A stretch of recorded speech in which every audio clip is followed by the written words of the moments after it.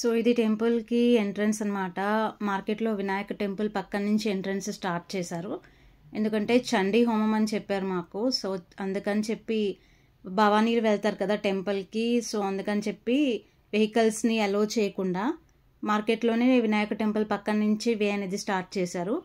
లేదంటే మనకి vehicles allowed ఉంటే మనం ఇంత దూరం నడవాల్సిన అవసరం లేదు. సో అదిగోండి భవానీలు వెళ్తున్నారు టెంపుల్కి. సో వే మొత్తం బ్లాక్ చేసేసారు. వెహికల్స్ ఏవి కూడా లోపలికి లోడ్ లేదు. మనం మార్కెట్ వినాయక టెంపుల్ పక్క నుంచి నడవాలి తప్పదు. సో ఇది రివర్ అనమాట. సో రివర్కి ఆపోజిట్లో మనకి టెంపుల్ ఉంటుంది. సో మేము చాలా దూరం నడిచామన్నమాట. సో ఇది చూసారా, ఇది ఎంట్రన్స్, టెంపుల్కి వెళ్ళే ఎంట్రన్స్. సో వే బ్లాక్ చేశారు. లేదంటే డైరెక్ట్ ఇక్కడ వరకు వెహికల్స్ వస్తాయి. అక్కడి నుంచి పైకి కూడా వెహికల్స్ ఉంటాయి. మామూలు టైంలో మనం నడవక్కర్లేదు. బట్ ఈ టైంలో కుదరదు కాబట్టి మనం అంత దూరం నుంచి నడవాలి. అండ్ కింద నుంచి పైకి కూడా నడుచుకుంటూనే వెళ్ళాలి. వెహికల్స్ అలౌడ్ లేదు.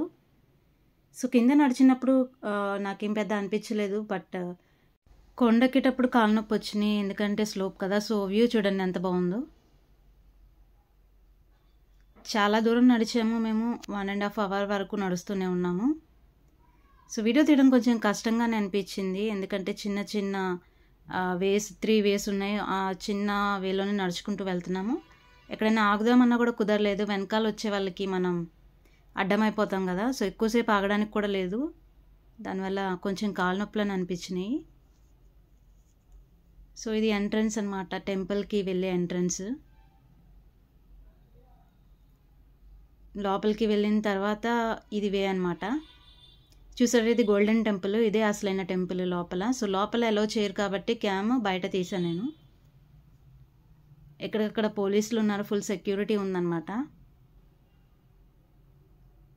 సో వీడియో తీయడం కొంచెం కష్టమే, బట్ తీసాను. అండ్ ఇక్కడ తావేలు ఉన్నాయి చూడండి, చాలా బాగుంది. చిన్నపిల్లలు అందరూ ఇక్కడ ఆగి చూస్తున్నారు. సో వ్యూ చాలా బాగుంటుంది ఇక్కడ నుంచి చూస్తే, పైనుంచి. అదిగోండి కదులుతుంది, చూడ తాబేలు కదులుతుంది చూడండి. సో దర్శనం అయిపోయిన తర్వాత ఇంకా శివాలయం కూడా ఉంది. అమ్మవారి దర్శనం అయిన తర్వాత శివాలయం కూడా వెళ్ళాము. అక్కడే ఉంటుంది కింద. తర్వాత ఇదిగోండి, ఇది బయటికి వెళ్ళే దారి అనమాట. ఈ మెట్ల ద్వారా వెళ్ళిపోవడమే. సో మెట్ల ద్వారా కిందకి వెళ్ళిపోతే మనకు డైరెక్ట్ ప్రసాదాల కౌంటర్ వస్తుంది అనమాట. అక్కడ ప్రసాదం తీసుకోవచ్చు. అండ్ కింద భోజనాలు కూడా పెడుతున్నారు. సో మనం అన్నదానం చేయాలన్నా అక్కడ కూడా మనీ డొనేట్ చేయొచ్చు అనమాట.